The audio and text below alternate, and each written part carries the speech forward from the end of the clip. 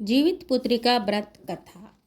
एक बार नैमिषारण्य के निवासी ऋषियों ने संसार के कल्याण हेतु सूत जी से पूछा, हे सूत जी, कराल कलिकाल में लोगों के बालक किस तरीके से दीर्घायु होंगे, सो कहिए। सूत जी बोले, जब द्वापर का अंत और कलयुग का आरंभ था, उसी समय बहुत सी शोकाकुल स्त्रियों ने आपस में सलाह की कि क्या इस कली में यानी इस काल में माता के जीवित रहते पुत्र मर जाएंगे। जब वे आपस में कुछ निर्णय न कर सकी तो गौतम जी के पास पूछने के लिए चली गई। जब उनके पास गई तो उस समय गौतम जी आनंद से बैठे हुए थे। उनके सामने जाकर उन्होंने मस्तक झुकाकर प्रणाम किया। तदंतर स्त्रियों ने पूछा, हे प्रभु, इस कलयुग में लोगों के पुत्र किस तरीके से जीवित रहेंगे, इसके लिए कोई व्रत या तप हो तो कृपया कर कर बतलाइए। इस तरह उनकी बात सुनकर गौतम जी बोले, आपस में वही बात कहूँगा जो मैंने पहले से सुन रखी है। गौतम जी ने कहा, जब महाभारत युद्ध का अंत हो गया और द्रोणापुत्र अश्वत्थामा के द्वारा अपने बेटों को मरा देखकर सभी पांडव अपने बड़ी दुखी थे और दुखी हुए तो पुत्र के शोक व्याकुल होकर द्रौपदी अपनी सखियों के साथ ब्राह्मण श्रेष्ठ धौम के पास गईं और उसने धौम से कहा, हे विपेंद्र, कौन सा उपाय करने से बच्चे दीर्घायु हो सकते हैं, कृपा करके ठीक ठीक कहिए। धौम में बोले, सतयुग में सत्य वचन बोलने वाला, सत्य आचरण करने वाला, समदर्शी यानी सभी को समान देखने वाला जीव मुतवाहन नामक एक राजा था।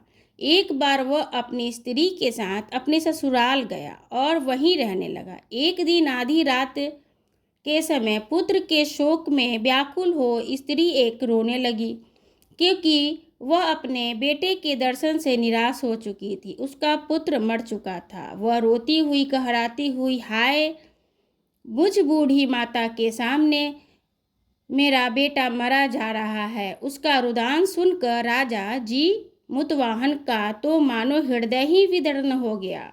वह तत्काल उस स्त्री के पास गया, उससे कहा कि तुम्हारा बेटा कैसे मरा है। बूढ़ी माता ने कि गरुड़ प्रतिदिन आकर गांव के लड़के को खा जाता है।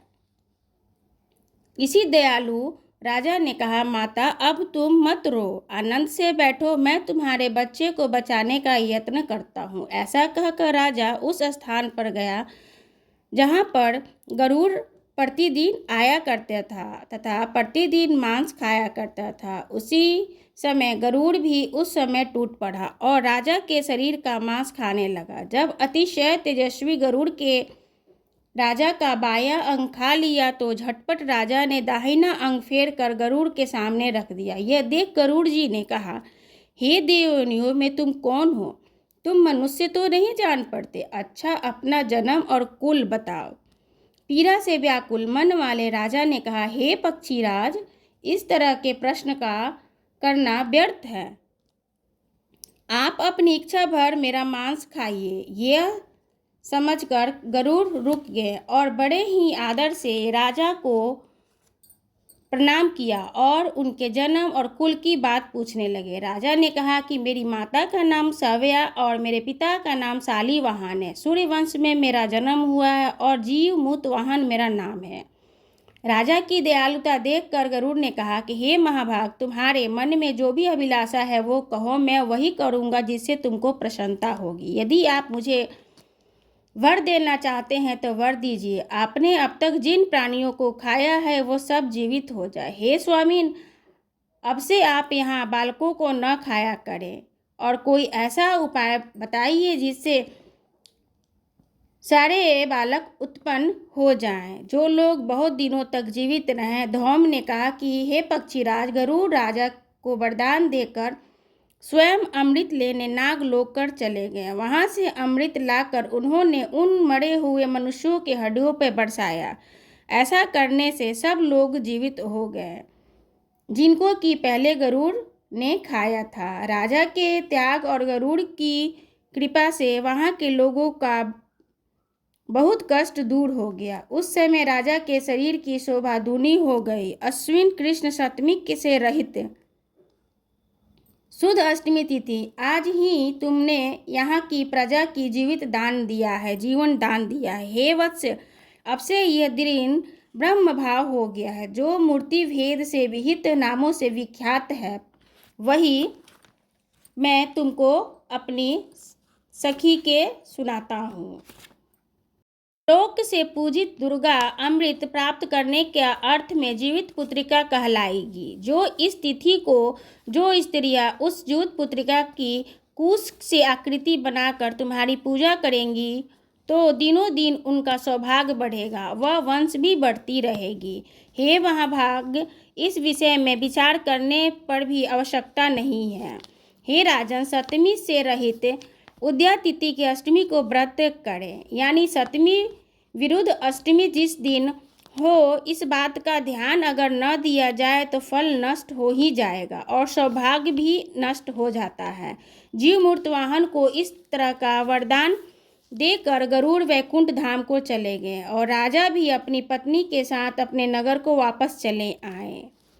द्रौपदी धौम कहते हैं कि द्रौपदी से कि हे देवी, मैं ये अतिशय दुर्भर व्रत तुमको बतलाया है। इस व्रत को करने से बच्चे दीर्घायु होते हैं। हे देवी, तुम भी पूर्वोक्त विधि से यह व्रत और दुर्गा जी का पूजन करो तो तुम्हें अभिलाषित फल प्राप्त होगा। मुनिराज धौम की बात सुनकर द्रौपदी के हृदय में एक प्रकार का कौतूहल उत्पन्न हुआ और पूर्णवासिनी स्त्रियों को बुलाकर उनके साथ उत्तम व्रत किया। गौतम ने कहा कि व्रत और इसके प्रभाव को किसी भी एक चीली ने सुन लिया और अपनी सखी सियारिन को बताया। इससे के बाद वो पीपल के वृक्ष के शाखा में बैठकर चीली और सियारिन ने व्रत किया।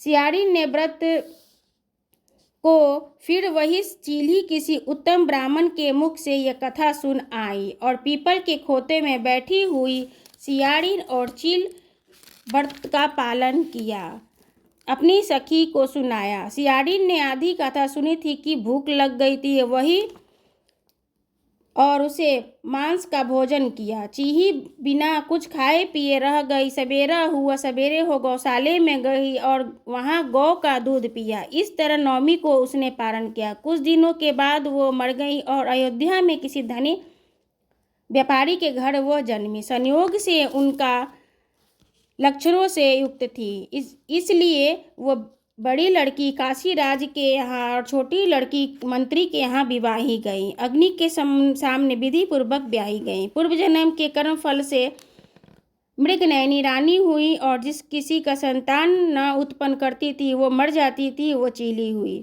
पूर्व जन्म की बातों का स्मरण करने वाली मंत्री की पत्नी ने अष्ट वसुओं को सदृश तेजस्वी 8 बेटों को उत्पन्न किया।